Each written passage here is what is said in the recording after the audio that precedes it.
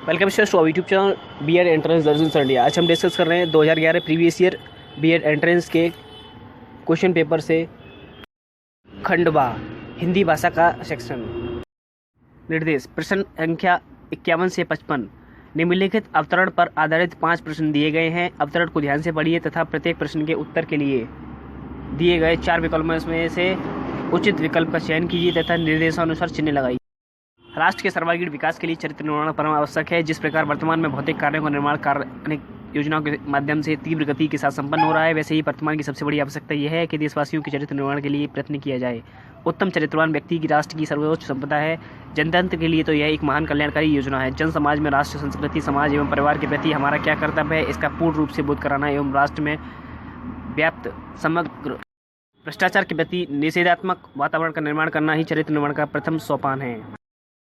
पाश्चात्य शिक्षा और संस्कृति प्रभाव से आज हमारे मस्तिष्क में भारतीयता के प्रति हीन भावना उत्पन्न हो गई है। चरित्र निर्माण जो कि बाल्यावस्था से ही ऋषिकुल, गुरुकुल, आचार्यकुल की शिक्षा के द्वारा प्राचीन समय से किया जाता था, आज की लॉर्ड मेकले की शिक्षा पद्धति से संचालित स्कूलों एवं कॉलेज के लिए एक हास्यास्पद विषय बन गया है। आज यदि कोई पुरातन संस्कारी विद्यार्थी संध्या वंदन या शिखा सूत्र रखकर भारतीय संस्कृति में जीवन बिताता है तो अन्य छात्र उसे बुद्धू या अप्रगतिशील कहकर उसका मजाक उड़ाते हैं। आज हम अपने भारतीय आदर्शों का परित्याग करके पश्चिम के अंधानुकरण को ही प्रगति मान बैठे हैं। इसका घातक परिणाम चरित्र दोष के रूप में आज देश में सर्वत्र दृष्टिगोचर हो रहा है।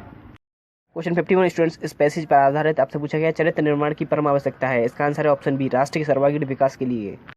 इसका एक्सप्लेनेशन है उपयुक्त गद्यांश के अनुसार राष्ट्र के सर्वांगीण विकास के लिए चरित्र निर्माण परम आवश्यक है। जिस प्रकार वर्तमान में भौतिक निर्माण एवं कार्य अनेक योजनाओं के माध्यम से तीव्र गति से उत्पन्न हो रहा है, वैसे ही वर्तमान की सबसे बड़ी आवश्यकता यह है कि देशवासियों के चरित्र निर्माण के लिए प्रयत्न किया जाए। क्वेश्चन 52 जनतंत्र के लिए लाभकारी हो सकते हैं। इसका आंसर है ऑप्शन सी, उत्तम चरित्रवान व्यक्ति। इसका एक्सप्लेनेशन है उपयुक्त गद्यांश के अनुसार जनतंत्र के लिए उत्तम चरित्रवान व्यक्ति लाभकारी हो सकते हैं। उत्तम चरित्रवान व्यक्ति ही इस राष्ट्र की सर्वोच्च संपदा है। क्वेश्चन 53 उन्नत राष्ट्र के लिए विकास का प्रथम सोपान है। इसका आंसर है ऑप्शन ए, भ्रष्टाचार के प्रति निषेधात्मक वातावरण। इसका एक्सप्लेनेशन है राष्ट्र में व्याप्त समग्र भ्रष्टाचार के प्रति निषेधात्मक वातावरण का निर्माण करना ही चरित्र निर्माण का प्रथम सोपान है। क्वेश्चन 54 अप्रगतिशील रूप में मजाक उड़ाया जाता है जो।